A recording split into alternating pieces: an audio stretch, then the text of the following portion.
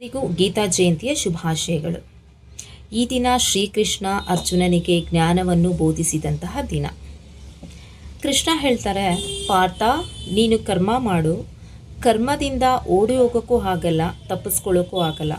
ನೀನು ಕರ್ಮ ಮಾಡು, ಫಲ ನನಗೆ ಬಿಡು ಅಂತ. ಇದನ್ನು ಸೂಕ್ಷ್ಮವಾಗಿ ಗಮನಿಸಿದ್ರೆ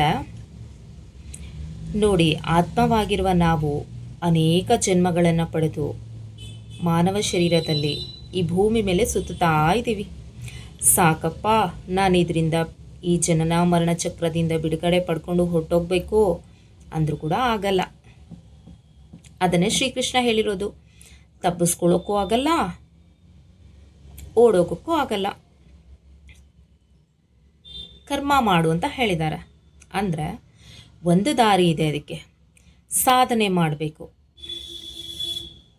ಅದರಲ್ಲೂ 4 ಮಾರ್ಗಗಳನ್ನು ಕೊಟ್ಟಿದ್ದಾನೆ ಭಗವಂತ, ಅದು ಎಲ್ರಿಗೂ ಗೊತ್ತಿದೆ. ಒಂದು ಯಾವ್ದಾರ ಮಾರ್ಗವನ್ನು ಆರಿಸ್ಕೊಂಡು, ಈಗ ನೋಡಿ, ನಾನು ಜ್ಞಾನ ಮಾರ್ಗದಲ್ಲಿದ್ದೀನಿ, ಭಕ್ತಿ ಮಾರ್ಗದಲ್ಲಿದ್ದೀನಿ. ಸೊ ಹಾಗೆ ಒಂದು ಮಾರ್ಗವನ್ನು ಆರಿಸ್ಕೊಂಡು ನೀವು ಗಟ್ಟಿಯಾಗಿ ಅದರ ಸಾಧನೆಯಲ್ಲಿ ತೊಡಗಿದರೆ ಸ್ವಯಂ ಶ್ರೀಕೃಷ್ಣನೇ ನಿಮಗೆ ಸಾರಥಿಯಾಗಿ ನಿಂತ್ಕೋತಾರೆ.